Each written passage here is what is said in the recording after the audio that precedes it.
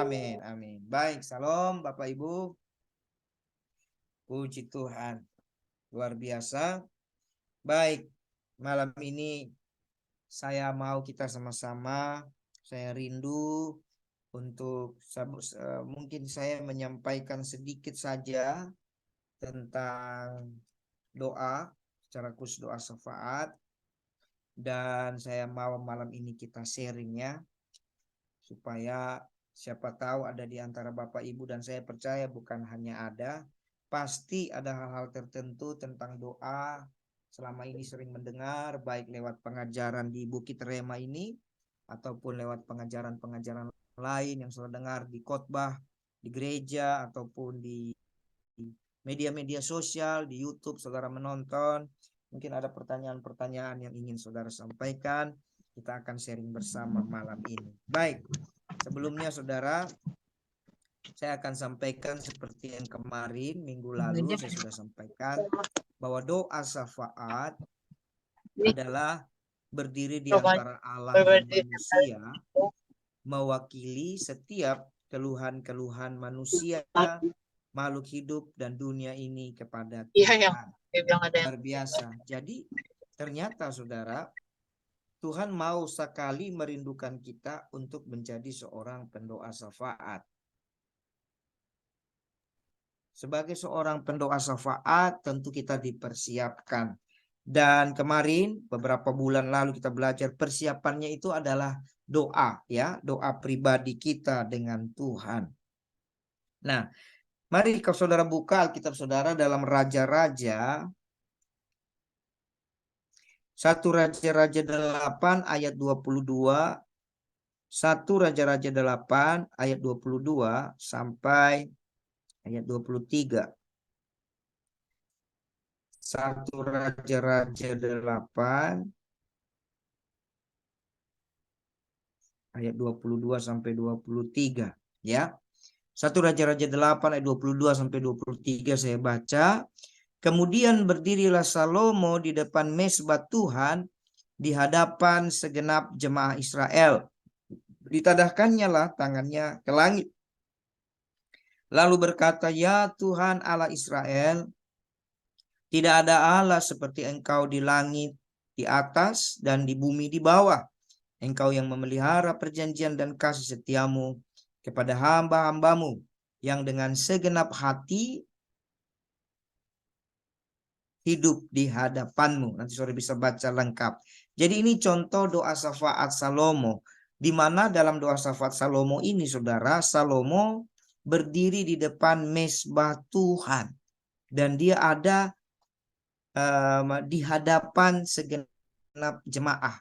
Jadi dia berdiri di antara mezbah dan juga di hadapan para jemaah Israel saudara. Dan konsepnya ini perjanjian lama. Dan Salomo menyampaikan satu kerendahan hati dalam syafaat, harus nama Tuhan ditinggikan. Jangan sampai salah ya. Jadi dalam syafaat, seperti kita belajar dari hamba-hamba Tuhan yang ada di Alkitab, dalam syafaat harus nama Tuhan ditinggikan. Tidak boleh pergumulan lebih tinggi ya. Jadi harus nama Tuhan yang ditinggikan. Ini adalah satu keadaan Salomo mewakili orang Israel dan Tuhan, saudara. Dia ada di antara orang Israel dan Tuhan. Saudara bisa baca ini, kalau saya baca lengkap banyak sekali.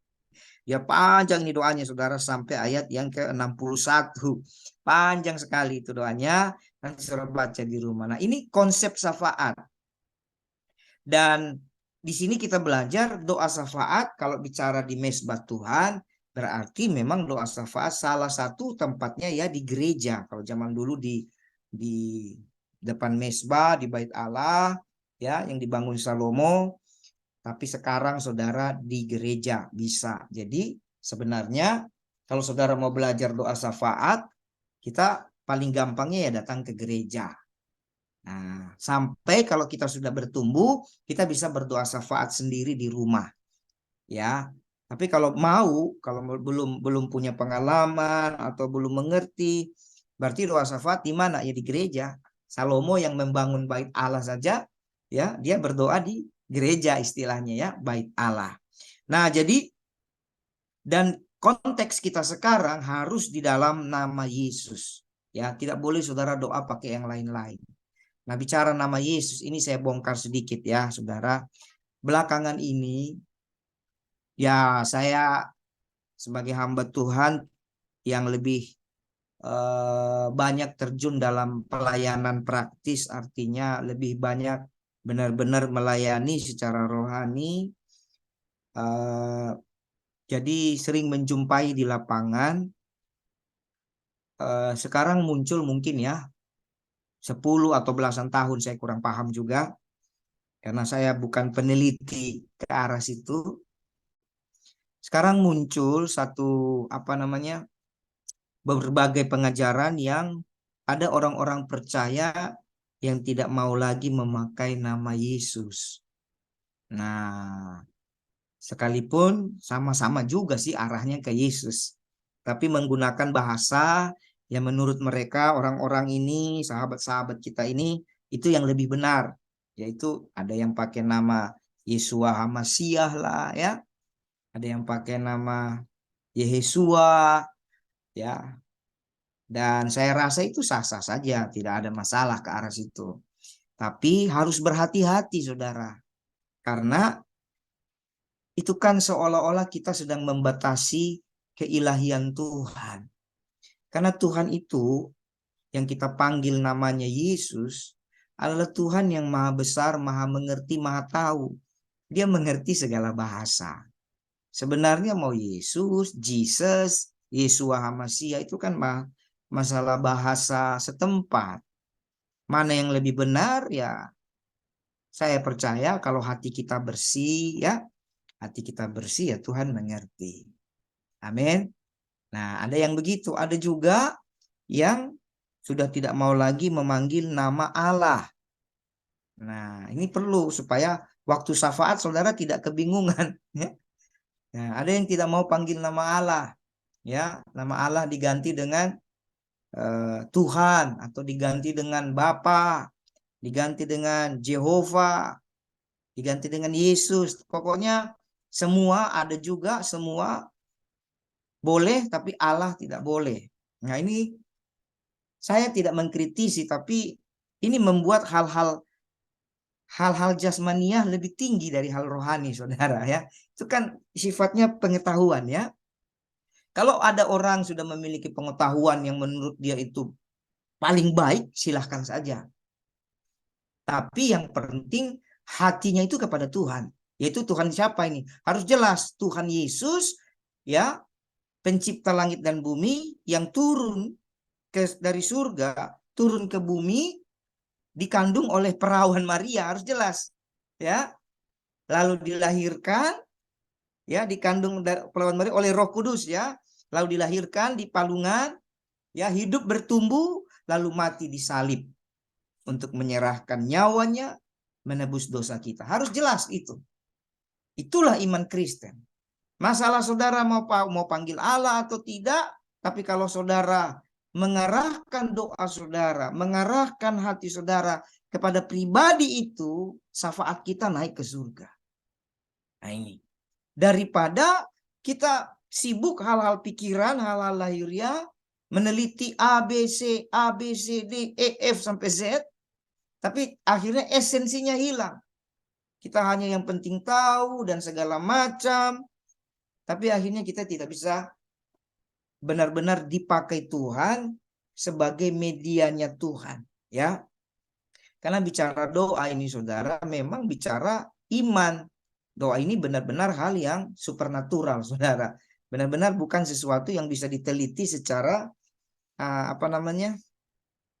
akademis, dan harus baik-baik memperhatikan doa ini karena doa ini kehidupan rohani yang menjadi jasmani. Jadi kehidupan rohani yang bisa dijasmanikan bagi orang-orang yang mau berdoa. Nah, ya, tapi dia tidak bisa kita paksakan, tidak bisa.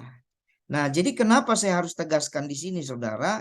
Karena kalau saudara salah dalam pertumbuhan dalam doa, terlalu sibuk dengan pengetahuan dan segala macam, nanti pertumbuhannya kurang baik, saudara. Ya, karena doa ini sudah bicara kerendahan hati. Kita mengenal Tuhan secara pribadi. Ya, baik. Jadi saudara bisa berdoa seperti itu. Saudara bisa buka lagi dalam Matius pasal yang ke-8.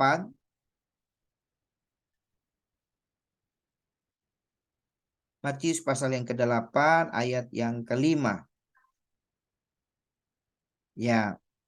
Ketika Yesus masuk ke Kapernaum, datanglah seorang perwira mendapatkan dia dan memohon kepadanya. Ayat 6, Tuan, hambaku terbaring di rumah karena sakit lumpuh dan ia sangat menderita. Luar biasa, saudara. Dan ia sangat menderita. Hambaku, nah ini syafaat. Ya, ini syafaat yang langsung. Karena saat itu Tuhan Yesus lagi ada di bumi. Lalu ada seorang perwira, dia punya iman. Nah, dia punya iman bahwa Yesus itu bisa menyembuhkan. Nah, anak buahnya ini tidak minta.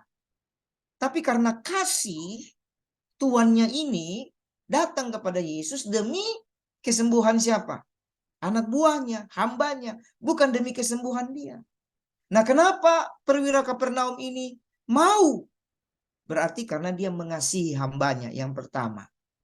Kenapa juga dia mau? Karena dia juga pernah mendengar tentang Yesus. Jadi penting sekali untuk tahu siapa Yesus yang kita kunjungi dalam doa. Makanya bagi saya, masalah mau panggil Yesua Hamasiah kah, Yehesua, Yesus, Jesus, itu nggak ada urusan, saudara. Perwira Kapernaum ini bukan orang Yahudi. Dia tidak mengalami pengajaran-pengajaran seperti orang Israel pada umumnya. Tapi saya percaya dalam pergaulan atau dalam bagaimana dia mendengar tentang Yesus. Dan yang penting dia pergi kepada Yesus itu. Supaya apa? Sampai tepat sasaran. Makanya tadi dalam doa, kalau saya perhatikan minggu-minggu, bulan-bulan lalu, saya ajar kita sama-sama belajar tentang doa Bapa kami. Jadi kiblat kita kepada Bapa di surga yang adalah Tuhan Yesus itu juga. Bapa itulah yang turun dalam rupa manusia dan punya nama yang berkuasa, namanya Yesus Kristus. Jadi inilah latar belakang untuk kita bisa menjadi seorang pensafat. Jadi sama, Salomo berdiri di antara orang Israel dan Tuhan. Lalu kemudian seorang tuan berdiri di antara Yesus dan hambanya. Ini luar biasa, saudara. Ya, kalau kita baca baik-baik ayat ini, kita pasti malu. Kenapa?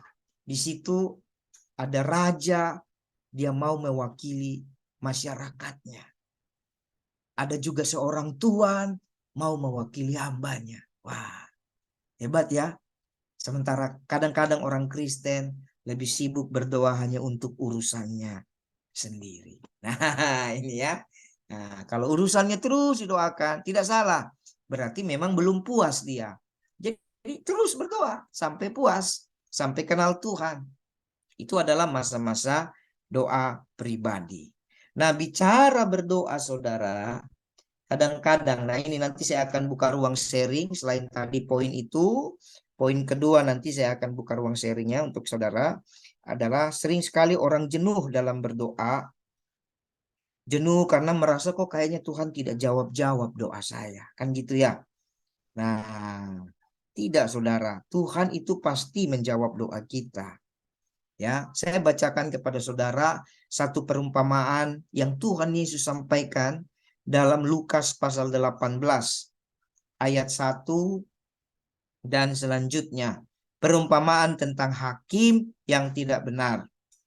Yesus mengatakan suatu perumpamaan kepada mereka untuk menegaskan bahwa mereka harus selalu berdoa dengan tidak jemu-jemu. Sekali lagi ya, Yesus mengatakan satu perumpamaan kepada mereka untuk menegaskan bahwa mereka harus berdoa dengan tidak jemu-jemu.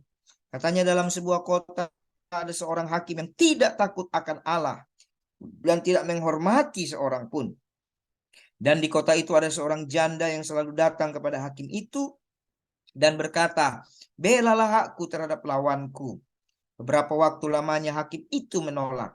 Tetapi kemudian ia berkata dalam hatinya, walaupun aku tidak takut akan Allah dan tidak menghormati seorang pun, namun karena janda ini menyusahkan aku, baiklah aku membenarkan dia, supaya jangan terus saja ia datang dan akhirnya menyerang aku.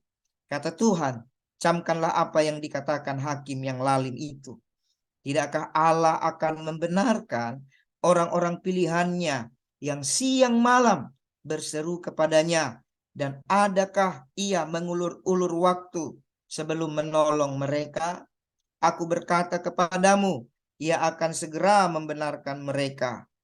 Akan tetapi, jika Anak Manusia itu datang, adakah ia mendapati iman di bumi? Luar biasa. Sekali lagi saya baca ayat yang ke-7.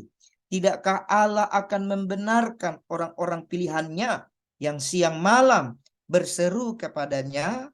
Dan adakah ia mengulur-ulur waktu sebelum menolong mereka? Amin. Jadi saudara, ini satu perumpamaan. Memang doa ini saudara adalah hal yang sangat rohani, supernatural sekali. Gitu. Kalau kita harus diperhadapkan antara berdoa dengan kegiatan dunia, atmosfer yang sudah dibangun oleh dunia saat ini membuat seolah-olah doa itu tidak ada kuasanya.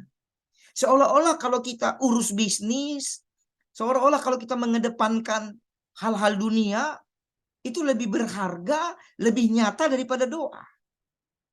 Ya. Nah, tapi saudara jangan edit kata-kata saya. Bukan berarti saya melarang saudara berbisnis ya. Bukan berarti saya melarang saudara bekerja, tidak. Ya, maksudnya kalau dibandingkan ya, hal-hal lahiriah, hal jasmani sepertinya kan betul-betul kalau kita kerjakan sungguh-sungguh di depan mata kita bisa lihat hasilnya. Apakah itu berhasil baik atau gagal. Kan gitu. Tapi kalau bicara supernatural, hal-hal rohani, doa, kadang-kadang kita udah doa sehari, 2 hari, 3 hari, sebulan, setahun. Kok kayaknya nggak ada jawaban? Enggak, saudara. Ya, tidak. Barang siapa mencari akan mendapat. Saudara bekerja, saudara dapat hasil. Amin. Saudara berusaha, pasti dapat hasil kok. Nggak ada orang yang bekerja nggak dapat hasil. Nggak ada orang yang berusaha nggak dapat hasil. Pasti dapat. Cuma saudara bisa mengontrol, bisa lihat langsung. Karena itu hal jasmani. Tapi kalau doa itu hal rohani. Urusan Tuhan. Sesungguhnya waktu saudara berdoa, pasti sampai. Pasti berhasil. Makanya Tuhan bilang di ayat tadi, adakah iman di bumi? Nah, percaya nggak? Gitu. Percaya nggak Tuhan akan tolong saudara? Makanya di atas sama bawah itu ditutup dengan dibikin Tuhan perumpamaan bagus. Atas ya, ayat tadi pertama dikatakan berdoa dengan tidak jemu-jemu. Bawahnya masihkah ada iman di bumi? Nah, jadi waktu saudara berdoa terus melahirkan iman. Dan untuk saudara bisa berdoa butuh iman. Amin. Kalau saudara doa tidak jemu-jemu, tidak pernah bosan, iman akan bertumbuh. Iman akan hidup. Iman akan mengalahkan dunia. Demikian juga sebaliknya. Untuk bisa berdoa dengan tidak jemu, tidak bosan, butuh iman. Amin. Dan perumpamaannya bagus. Seorang hakim yang tidak takut Tuhan, tidak hormat siapapun, karena dia capek, ya capek didisak terus, dia mikir kan, baiklah ku bela jugalah daripada pusing ini perempuan satu bikin saya capek, pagi siang sore malam dia datang, ya sudahlah ku bela saja, kan kira-kira gitu. Nah, Tuhan bilang tadi ayat apa itu? Tidakkah lebih Tuhan itu yang memperhatikan orang-orang pilihannya yang berseru siang dan malam. Kalau saudara sudah percaya Yesus, Yesus sudah mati menebus dosa saudara, berarti saudara orang pilihan. Hormati itu. Kalau saudara orang pilihan, berarti saudara berseru siang malam, Tuhan pasti jawab. Amin. Saya, saudara, mengalami jatuh bangun dalam doa banyak, saudara. Tidak ada yang hebat, semua sempurna. Ya, kalau hebat sempurna terus, maka kita akan diubah seperti Henok lalu naik ke surga, kan gitu, saudara. Ya ada jatuh bangunnya, ya ada, saudara. Dan kalau saya punya kesaksian, saudara, puluhan tahun Tuhan mengajar saya berdoa. Banyak doa saya yang sudah dijawab Tuhan. Ya, ada yang cepat, ada yang lama, ada yang belum dijawab juga sampai hari ini. Nah, jadi perlu terus bergaul sama Tuhan. Nah, kenapa Tuhan jawab cepat? Tuhan tahu memang itu yang saya butuhkan. Kenapa lama? Mungkin tahu Tuhan mau melatih iman saya. Tapi ternyata Tuhan jawab. Ada yang belum. Kenapa? Ya mungkin belum waktunya. Atau Tuhan mau saya berdoa lagi. Kalau saudara ingat pengajaran beberapa minggu lalu, kalau belum berdoa, belum dijawab, ya doa lagi. Kalau lapar, solusinya apa? Makan. Kalau masih lapar, berarti makan lagi, kan gitu. Sama. Saudara mau pergumulan dijawab, ya berdoa. Kalau belum dijawab, ya berdoa lagi. Amin. Nah, masalahnya doa dengan lapar kan dua hal yang berbeda. Lapar kan jasmani. Cepat kita ambil keputusan, kalau lapar ya makan lagi.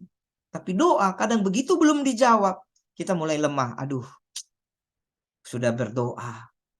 Nah, tapi saudara harus percaya bahwa firman Tuhan dalam Lukas 18 tadi ayat 1 itu keluar dari mulut Tuhan Yesus sendiri. Jadi kalau dia berkata, berdoa tidak jemu-jemu, belajar untuk tidak jemu-jemu. Amin. Memang butuh waktu, saudara. Apalagi kalau Tuhan mau latih kita jadi pensyafaat. Tapi percayalah, doa itu seperti investasi, ya, seperti tabungan. Tabungan deposito, saya sering bilang begitu. Ya, tapi bebas bunga, bebas biaya administrasi. Itu keuntungannya, dia bebas bunga, bebas biaya administrasi. Terus apa? Pencuri, ngengat, dan karat tidak bisa merampoknya, merusaknya. Apalagi doa itu juga selain pencuri tidak bisa curi, ngengat karat tidak bisa rusak. Doa itu investasi kekal yang bunganya bukan ditentukan oleh siapa-siapa. Bunganya itu bunga berbunga. Kalau di bank yang bunga berbunga itu utang. Ya.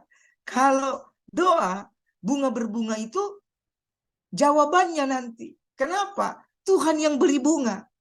Kita nggak tahu bunganya berapa persen. Saudara doa lagi, berbunga lagi. Saudara berdoa lagi, berbunga lagi. Ilustrasinya begitu. Ya. Kapan kembali? Ya Tuhan yang tahu. Pas saudara butuh, pada saat saudara minta, dikasih. Tapi menjadi permasalahan. Kadang kita minta, Tuhan nggak kasih. Kenapa? Jangan-jangan tabungannya nggak ada. Saudara pergi ke salah satu bank. Taruhlah bank A. Atau bank B, atau bank C. Ya, saudara tinggal balik aja itu ya. Ada semua di situ. Bank A, bank B, bank C. Saudara balik. Saudara pergi ke bank. Mau ke ATM atau ke teller. Lalu saudara bilang sama bank itu, ke petugas teller, saya minta uang. Lalu petugas tellernya bilang apa? Oke, nomor rekening Bapak berapa? Mana bukunya? Mana bukti kepemilikan rekening? Lalu saya bilang, nggak ada. Pokoknya teman saya bilang, kalau minta uang datang ke bank. Oh gitu. Bapak sudah jadi nasabah belum? Wah, saya tidak peduli. Pokoknya teman saya bilang, kalau saya minta uang, saya datang ke bank A, B, C. Kan gitu. Kira-kira dikasih nggak, saudara? Nggak bisa. Memang bank itu tempat kita bertransaksi, taruh uang, ambil uang, simpan uang, ambil uang, dan segala macam. Ya. Tapi saudara harus jadi nasabah. Saudara harus daftarkan diri saudara, kan gitu. Ya. Begitu juga dengan berdoa, saudara. Doa itu, tapi Tuhan nggak kayak gitu. Ketika saudara terima Yesus, saat itu saudara sudah jadi nasabah surga. Tuhan yang daftarkan saudara. Amin. Tuhan yang buka rekening saudara. Kenapa? Darahnya itu, namanya itu yang berkuasa. Sama seperti anak kita, ya. Anak-anak kita kan belum bisa buka rekening. Anak saya yang rema udah sekolah, Kan bayar uang sekolah tidak boleh cash sekarang ya. Harus pakai rekening. Nah, anak saya tidak punya, belum bisa buka rekening karena belum cukup umur, belum punya KTP. Siapa yang bukakan rekening buat dia? Kami orang tuanya. Nah, begitu juga kita. Kasih karunia Tuhan itu besar bagi saudara dan saya. Saat saudara terima Yesus, Tuhan sudah bukakan rekening di surga. Dan Tuhan sudah kasih saldonya itu. Saldonya apa? Berkat tak habis-habisnya kan gitu. Bunganya juga tak habis-habisnya. Tapi nah, depositonya saudara yang harus investasikan lagi. Berkat itu saudara investasikan lagi. Bagaimana cara investasikannya? Sama seperti saudara punya rekening di ABC. Uang saudara, taruhlah saudara punya uang berapa ya? Saya tidak tahu. Taruhlah saudara punya uang 5 juta. Bisa nggak 5 juta? Ya, taruhlah segitu. 5 juta. Lalu saudara bilang, oh kayaknya 3 juta saya tidak pakai. Saya cuma pakai 2 juta. Nah, 3 juta saudara datang ke bank itu. Bank ABC. Saudara bilang, saya mau investasikan yang 3 juta. Yang 2 juta untuk saya hari-hari. Baru. Begitu juga waktu saudara ke surga. Tuhan sudah kasih saudara saldo banyak. Sebanyaknya cinta Tuhan. Tapi waktu saudara berdoa, saudara sedang mendepositokan. Doa itu deposito, investasi saudara di hadapan surga. Ya, apalagi semakin berdoa, semakin berlipat. Tapi begini, saudara jangan dipelesetkan ya statement saya. Bukan berarti saudara berdoa untuk dapat uang seperti rekening ABC. Tidak. Kalau rekening di bumi ABC itu ya terbatas. Saudara taruh uang ya dapat uang. Kan cuma itu. Tapi kalau saudara berdoa investasikan ke Tuhan. Saudara berdoa sungguh-sungguh. Doakan orang lain apalagi jadi pensyafaat. Saudara cuma berdoa. Tapi bunganya jawabannya beda-beda. Bisa kesembuhan. Bisa sukacita, bisa damai sejahtera, bisa umur panjang. Amin. Kalau itu saja bisa, yang Bank ABC tidak bisa. Apalagi berkat. Berkat jasmani, Tuhan kasih juga. Amin. Berkat jasmani Tuhan juga pasti kasih. Mau uang kah, mau motor, mau baju ya, mau segala macam Tuhan juga kasih. Ya, tapi saudara harus fokus, doa itu adalah hal rohani. Jadi saya rasa itu sedikit penjabaran saya kasih kesempatan buat saudara. Kita sudah belajar selama berminggu-minggu, berbulan-bulan. Ini ada 2 poin. Atau kalau saudara mau bertanya di luar 2 poin itu juga boleh. Bicara fokus doa tentang nama Yesus itu harus. Dan yang kedua, doa itu tidak jemu-jemu. Nah, ada yang mau bersaksi atau mau sharing pengalaman bagaimana jatuh bangunnya dalam doa? Nah, malas berdoa, nah atau bagaimana? Tidak usah malu-malu, saudara. Kita keluarga dalam Tuhan di sini. Siapa tahu sharing-sharing kita sama sesama kita bisa memberikan jawaban.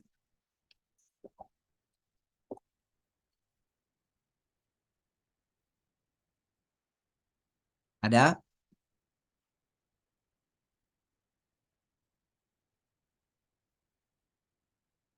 Atau sudah malu-malu atau sudah jago-jago? Kan biasa orang tidak ngomong itu kan cuma dua. Sang palunya atau saking jagonya kan. Ya, ada. Oh, ada yang bertanya bagaimana prakteknya doa tidak jemu-jemu. Wah, ini bagus sekali ini. Pertanyaan sederhana, singkat, padat, jelas. Ini pergumulan semua orang ya. Gimana prakteknya? Wah, ada yang mau kasih tanggapan dulu sebelum saya eh, menyimpulkan ya. Saya menyimpulkan saja. Ada yang mau kasih tanggapan? Bagaimana? Ini bagus ya. Bagaimana prakteknya doa tidak jemu-jemu? Ada yang mau kasih tanggapan? Gak apa-apa dibuka ininya apa? Di unmute supaya kita lebih hidup ya. Ini kan kita sebenarnya komsel ya. Jadi komunitas kecil. Cuma komunitas kecil zaman sekarang keren. Dulu kita harus kumpul di satu rumah. Nah, sekarang kita kumpul di banyak rumah kan? Ketemu di satu Zoom. Jadi rumahnya link Zoom. Keren loh. Keren. Saya diberkati dengan gara-gara pandemi ini, saudara. Mau tidak mau seluruh teknologi juga dipakai untuk kemuliaan Tuhan. Tadinya rumah itu rumah fisik, sekarang rumah maya ya, link Zoom. Ada yang mau kasih tanggapan? Ibu Mariati, Ibu Febe, Ibu Soteria, Ibu Filma, Pak Edwin, Ibu Lini, Saudara Kristi, Saudara Lia, John. Tidak ada. Malu-malu. Baik. Prakteknya saudara gampang. Cara untuk doa tidak jemu-jemu. Ya mulai praktek. Nah, prakteknya ya mulai berdoa. Ya. Jadi 1 Timotius 4 ayat 8 berkata, saudara boleh buka, latihlah dirimu beribadah. Ya. 1 Timotius 4 ayat 8. Latihlah dirimu beribadah. Jadi itu ada namanya latihan. Cara latihannya gimana?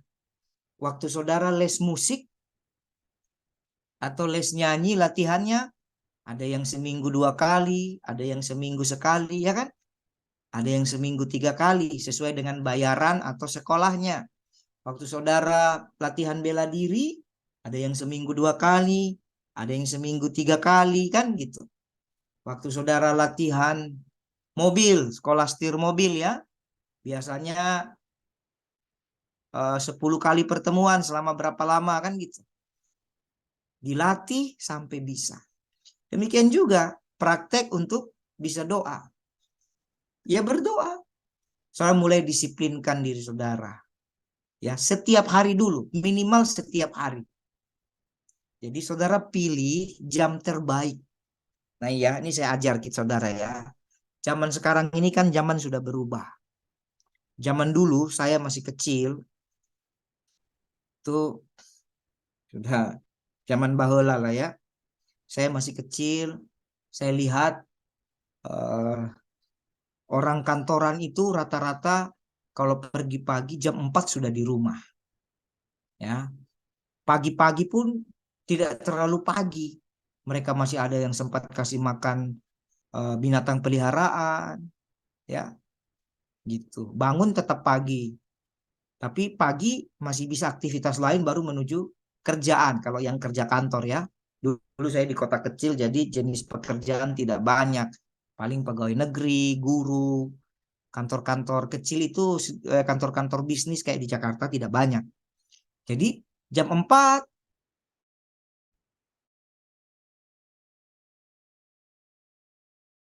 sudah, meskipun saudara office hour-nya itu rata-rata jam 8 atau jam 9 pagi sampai jam 5 sore, tapi prakteknya saudara sampai rumah ada yang jam 8 malam, betul ya?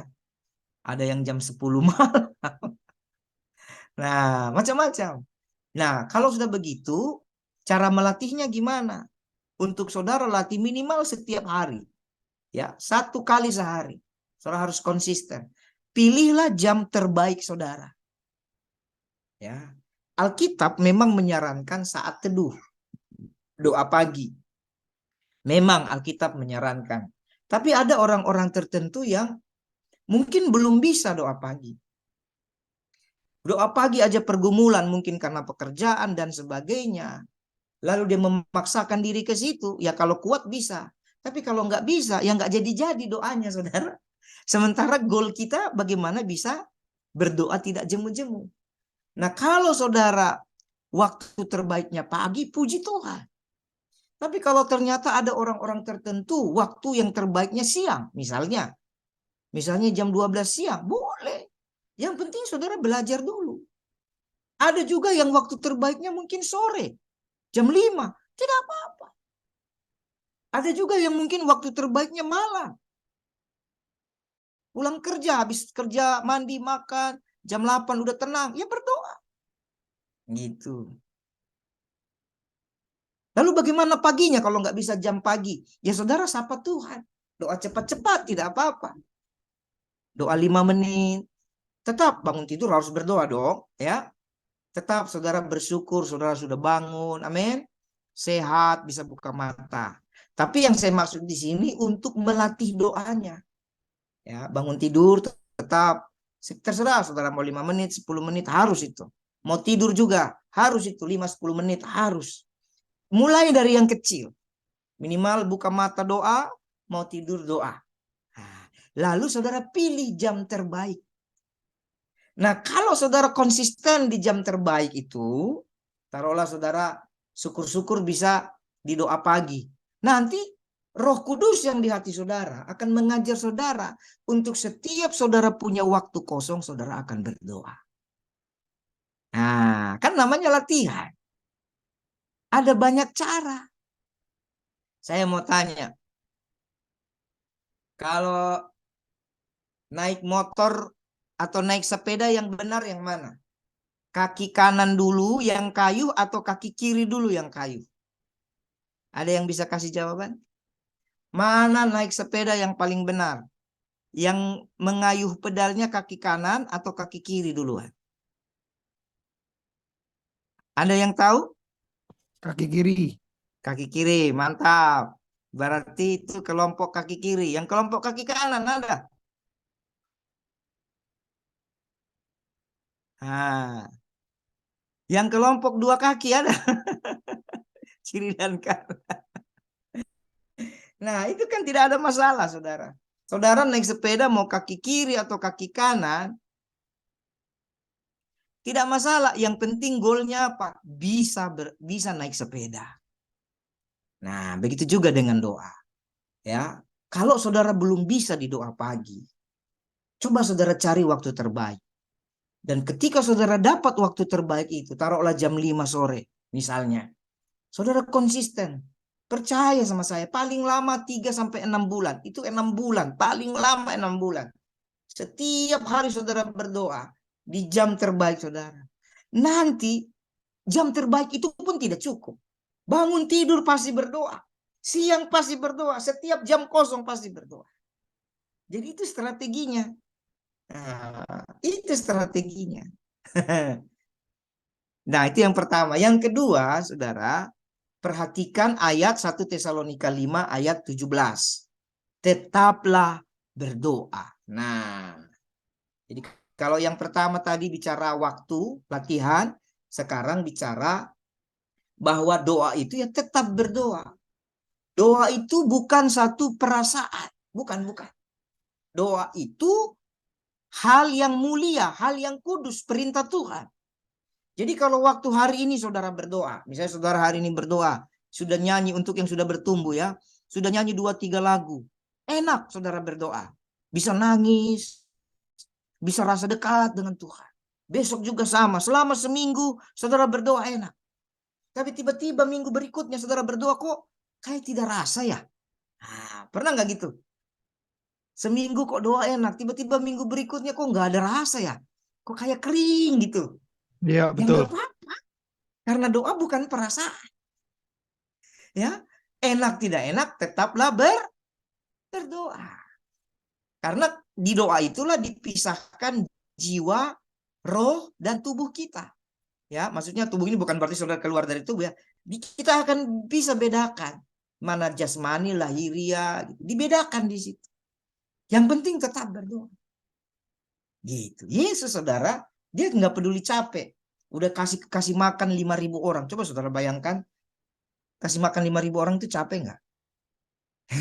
Capek loh, tenaga yang keluar. Sudah sembuhkan orang pendarahan, sembuhkan buta, macam-macam setiap hari. Tapi selalu Tuhan Yesus menyempatkan diri berdoa. Tidak dijelaskan di Alkitab, tapi ada satu kasus, 1-2 kasus yang dijelaskan. Salah satunya di Taman Getsemani. Untuk saat itu, Yesus berdoanya bukan lagi merasakan hadirat Tuhan seperti mungkin hari-hari sebelumnya. Tapi dia sampai fisiknya mengeluarkan tetes darah. Tapi dia tetap berdoa. Jadi bukan perasaan, saudara. Ya, perasaan itu booster, ya, semangat. Nah, nggak apa-apa. Kalau saudara bisa rasa hadirat Tuhan, nangis, puji Tuhan. Tapi rasa tidak rasa doa. Dan percayalah, karena Tuhan itu sayang sama kita, pasti dikasih rasa lah. Amin. Pasti, nggak mungkin nggak dikasih rasa.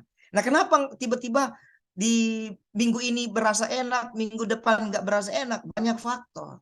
Mungkin saudara terlalu capek, kan gitu. Mungkin saudara kurang konsentrasi. Ada hal-hal tertentu nyangkut di hati saudara. Banyak hal. Nah, tidak apa. Di situ dibereskan. Tetap berdoa. Amin. Sorry Pak, Nah, saya mau dua itu dulu. tambahan Pak. Nah, ini ada pertanyaan lagi. Saya mau Nah, saya bagaimana mau kalau doa tidak banyak pokok doa yang terpikirkan? Jadi lebih banyak berbahasa roh. Setelah itu baru berdoa biasa tapi lebih singkat. Kalau seperti itu bagaimana? Apakah baik atau boleh? Wah, ini paling bagus.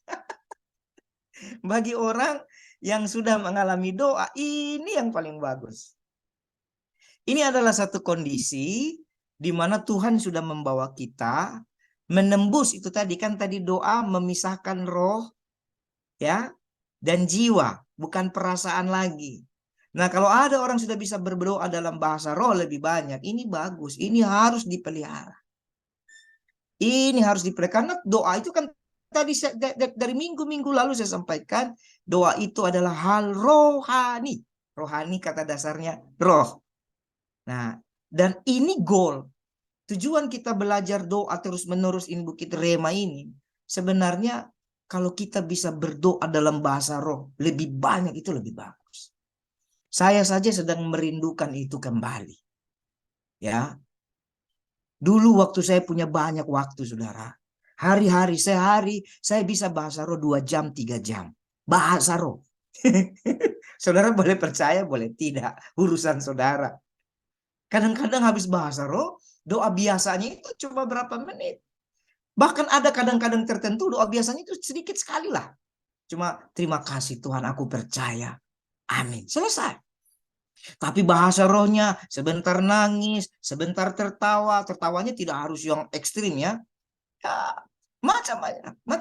Karena kita sedang berkata-kata dengan Tuhan. Apalagi kalau doa bahasa roh ini dalam konteks Tuhan lagi bawa kita bertumbuh, itu paling bagus. Itu harus dijaga. Itu ada masanya. Dan kadang masa-masa itu susah untuk kembali lagi. Bukan Tuhan tidak kasih, karena kembali ke kita. Kadang-kadang kita sibuk.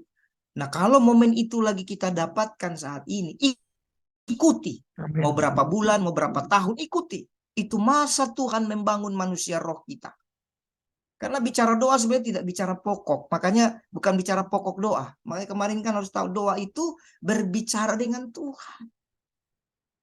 Kadang-kadang kan karena kita terlalu takut. Ya, karena kita dihimpit dengan atmosfer dunia, terlalu takut, terlalu khawatir, sehingga dalam hati dan pikiran kita ada satu statement yang entah dari mana, seolah-olah kalau tidak sampaikan permohonan sama Tuhan, belum berdoa.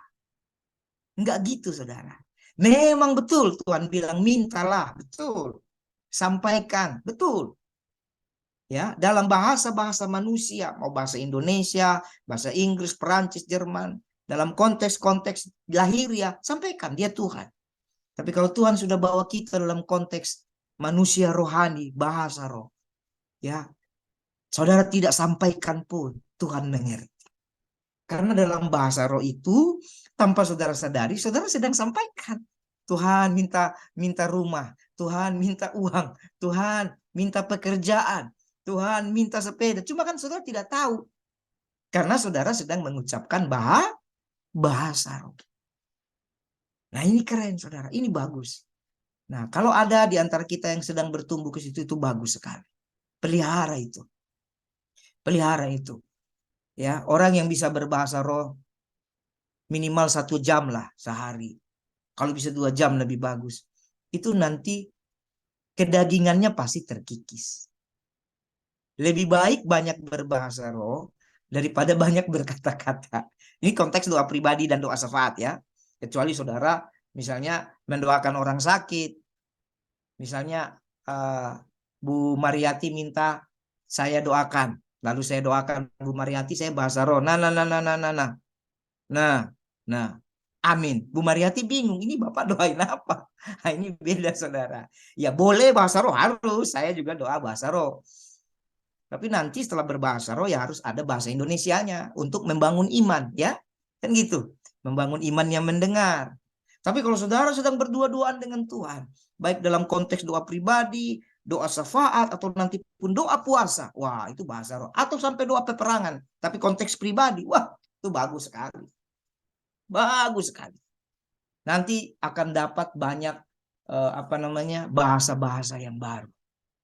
Nah, kadang-kadang kita bisa nyanyi dalam bahasa roh. Ih, keren loh. Nah, cuma kalau belum pernah mengalami, bingung. Orang Kristen ya, saya nggak bicara orang luar Kristen. Orang luar Kristen, saudara tutup telinga saja ya. Kita no comment. Ya, orang Kristen aja kadang bingung. Masa sih doa begitu? Kenapa ya? Karena nggak ngerti. Itu sama seperti gini, biar saudara paham ya. Bahasa roh itu adalah kekayaan loh. Kalau saudara bisa bahasa roh sehari 1 jam 2 jam, itu saudara orang kaya. Ya. Jadi kalau ada yang bertanya, kok gitu doa? Itu orang miskin. Ini ilustrasi. Sama seperti begini. Kita ini, saya saudara orang-orang. Secara otak saya tidak bisa memahami pengusaha kaya yang saya doakan, yang bisa punya karyawan 40.000 mobilnya. Saya doakan banyak pabrik punya karyawan 40.000, 20.000, belasan ribu, rumahnya berapa biji, hebat. Nah saya nggak memahami, tapi mereka paham. Sesama pengusaha paham bagaimana caranya membangun bisnis, kan betul nggak? Kalau bukan pengusaha nggak ngerti. Tapi sesama pengusaha ngerti. Begitu juga. Ketika kita bisa berbahasa roh, ini ilustrasi ya, jangan dipelesetkan ya. Begitu kita berbahasa roh, ada saudara-saudara kita yang sudah percaya Yesus, tidak mengerti, tidak apa-apa. Kita tidak bisa memaksakan pola pikir pengusaha kepada yang tidak pengusaha, ya. Begitu juga, kita tidak bisa paksakan kita yang sudah mengerti, sudah mendapat kasih itu, kesempatan itu, lalu kita paksakan kepada yang belum menerima kasih karunia itu. Jadi pertanyaan ini bagus sekali. Jadi tidak banyak pokok doa itu kan pikiran kita. Kalau kita sedang bisa berbahasa roh lama, jangan-jangan itu pokok doa semua. Cuma kan kita nggak ngerti. Saya punya terlalu banyak kesaksian. Setiap kali saya lewat satu jalan dulu bertahun-tahun, itu bisa 1,5 jam. Saya harus bahasa roh. Harus bahasa roh. Nggak ngerti saya. Nanti dari rumah saya sudah mikir, ini kayaknya, kan kadang kalau sudah bertumbuh, kita bisa rasa kayaknya kita mau keluarin bahasa roh nih.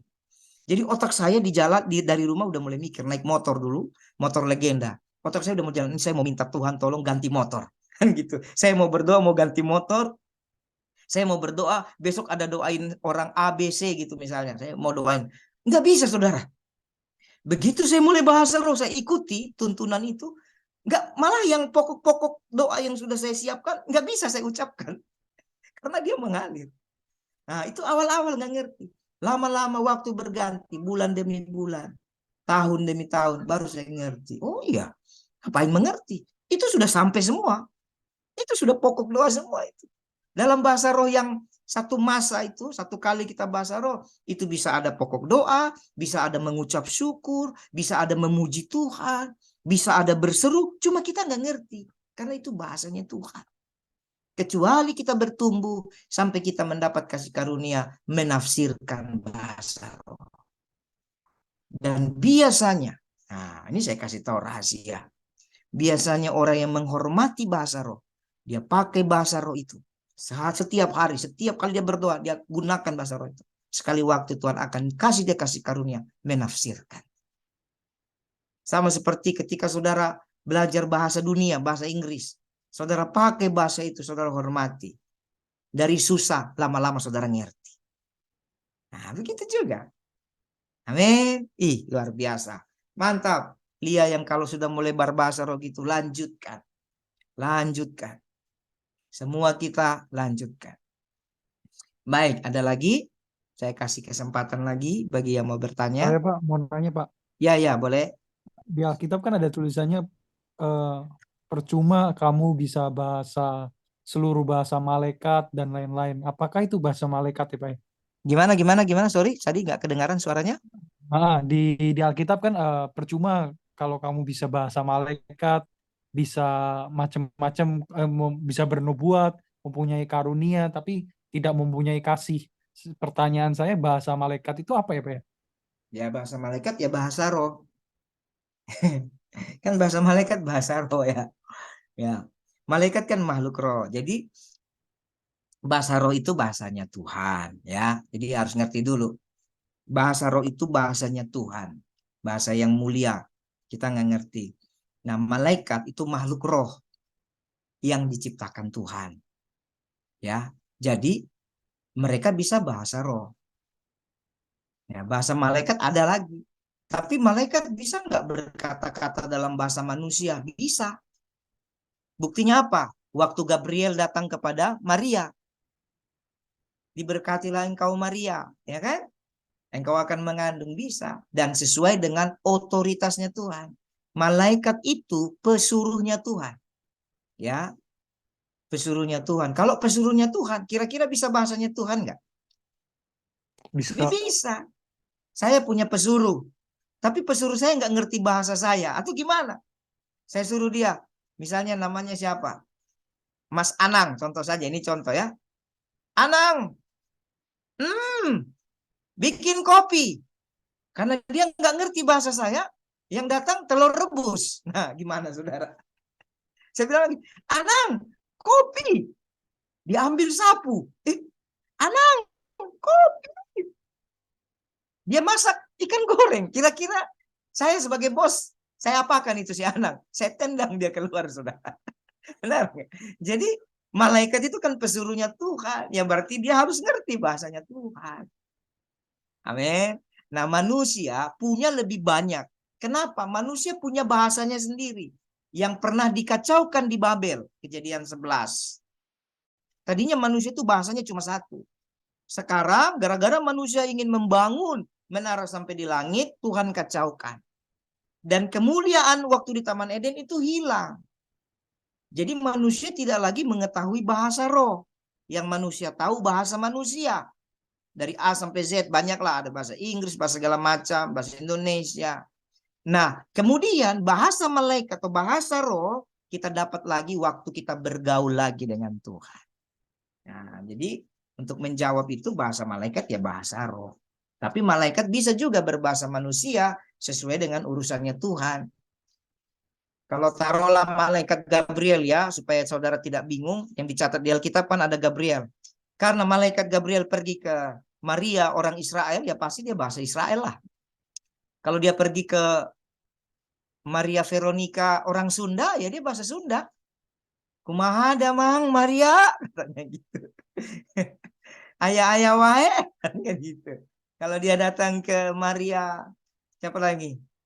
Uh, Maria Telombanua orang Nias ya, dia kan bahasa Nias. Yahowu Maria, kan gitu. Kalau dia ke orang Kupang, ya dia bilang leko koleko, dan itu urusan Tuhan. Gitu. Tapi yang pasti malaikat, bahasa malaikat ya bahasanya Tuhan juga. Karena Terima dia kasih tidak Pak. boleh mencuri bahasa-bahasa lain. Ketika ada malaikat mencuri bahasa-bahasa lain, berarti malaikat itu adalah malaikat jahat alias setan. Nah, kalau malaikat dalam nama Yesus dia hanya ikut perintah Tuhan Yesus. Begitu.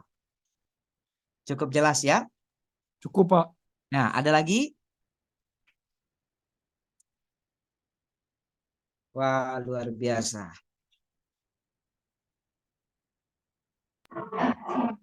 Saya Pak, Ya, ya Pak, Bu. saya cuma mau tanya nih. Saya kan emang belum lama dapat bahasa roh ya Pak ya. Cuman yang saya mau tanya ini bahasa roh itu cuman satu kata yang saya dapat. Tapi kalau seandainya saya kayak di Bukit Rema itu saya doa di hari Sabtu, kan banyak tuh yang bahasa roh.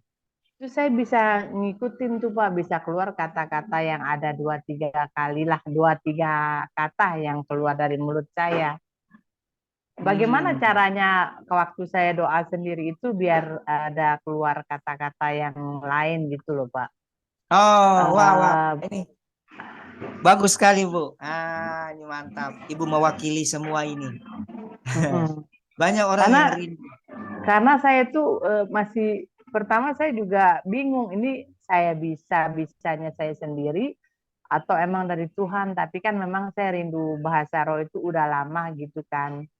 Ya, Nah, tapi saat saya memang belakangan kan saya nggak ke Nisan karena badan saya memang lagi nggak enak, Pak. Saya capek gitu, bolak-balik rumah sakit, ada aja yang saya rasa.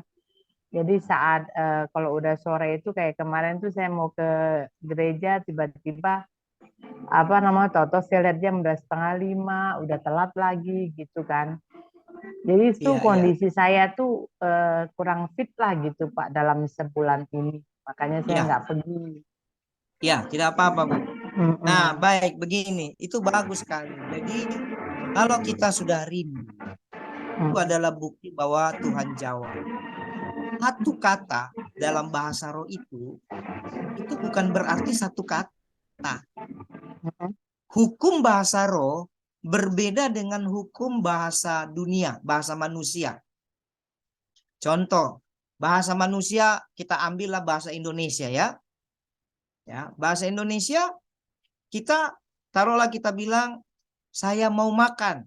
Nah, itu kan sudah beberapa huruf dan 3 kata ya. Saya mau makan. Itu bahasa manusia, bahasa Indonesia.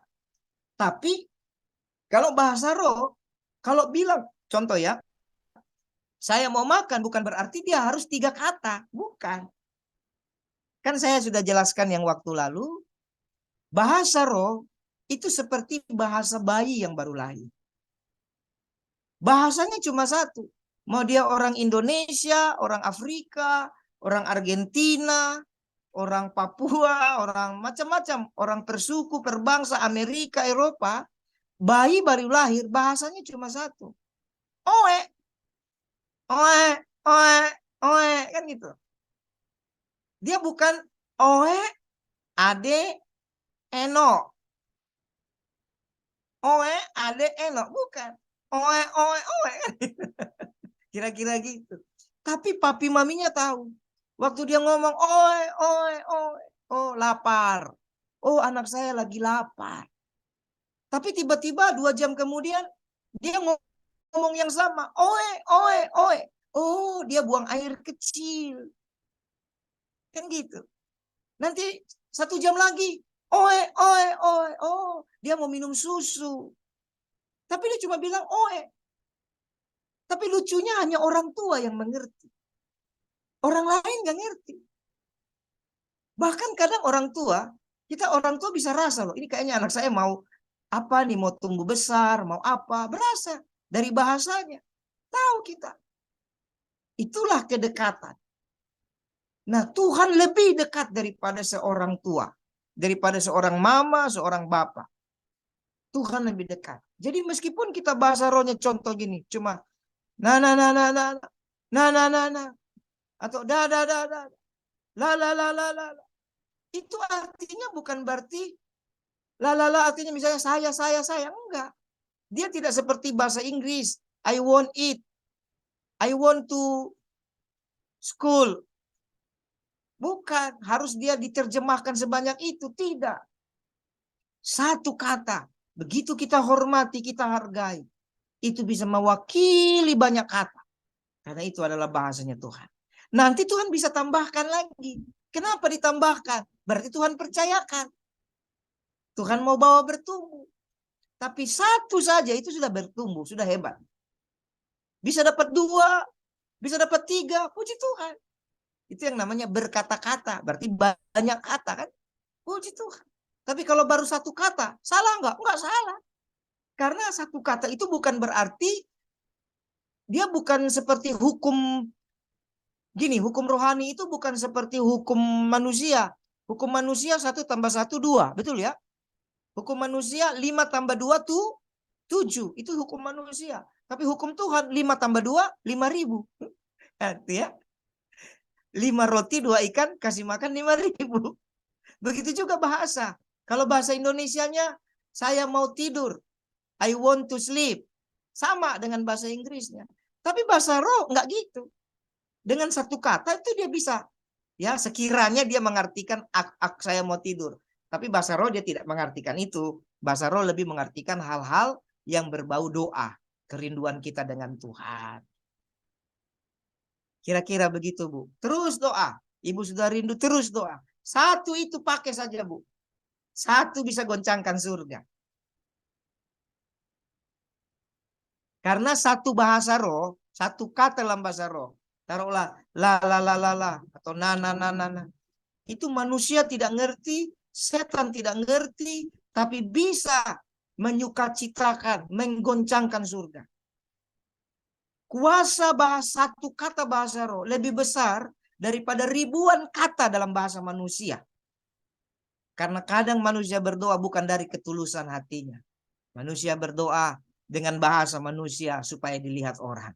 Tapi bahasa roh kan tidak dilihat orang. Kadang kita malu pun. Dulu saya juga pertama kali bahasa roh saya malu, Ibu. Ya, saya tidak tahu saudara di sini. Awal saya bahasa roh saya malu. Tapi mulut ini nggak bisa tahan. Tapi tiba-tiba nggak bisa tahan sampai jatuh kan. Karena pikir saya, wah ini nggak keren, ini bahasa roh apa ini. Tapi begitu hormati, lama-lama bertumbuh. Nah, begitu. Puji Tuhan. Ada lagi? Udah ya Pak. Mau tanya Pak. Ya. Makasih Pak. Gimana Pak caranya kalau misalnya kita lagi kesal sama orang gitu ya. Hati kita tuh lagi kesel gitu ya Pak.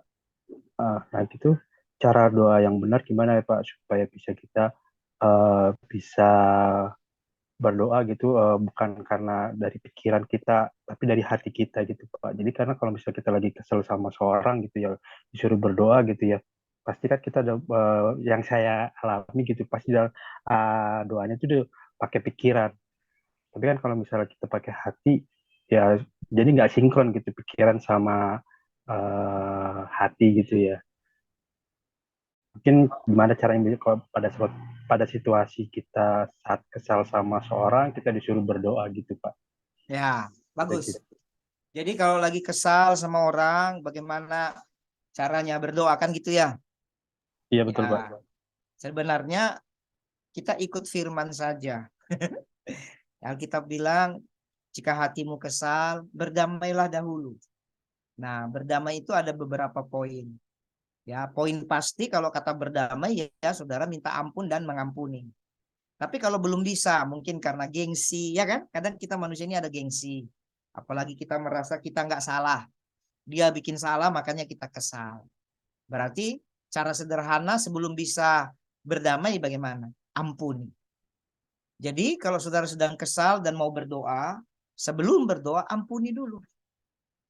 Nah, ampuni itu harus diucapkan saudara. Jadi dia tidak main hati. Harus diucapkan. Kalau hanya main kita bilang betapa liciknya hati. Licik hati ini. Jadi yang penting saudara siapkan hati saudara.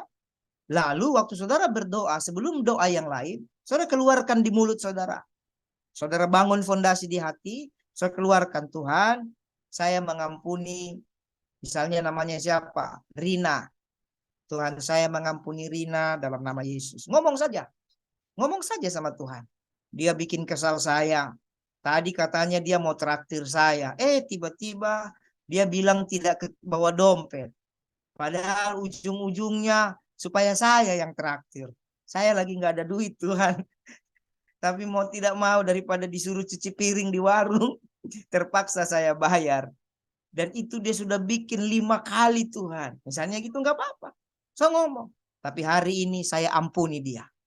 Nah, itu contoh ya, saya kasih contoh kesalahan. Dia sudah tipu saya, bikin saya kesal, saya ampuni dia. Di dalam nama Yesus. Udah. Habis itu baru saudara mulai doa lagi. Doa apapun yang Tuhan taruh di hati. Jadi, untuk kesal, memang gak ada jalan lain selain mengampuni. Dan pengampunan itu tidak hanya di hati, harus diucapkan. Gitu. Sama seperti anak-anak. Kenapa anak saya kan sering berantem ya? Ada 2 orang, ya, kakak sama yang kecil. Kalau nanti mereka berantem, yang satu nangis, kadang dua-dua nangis.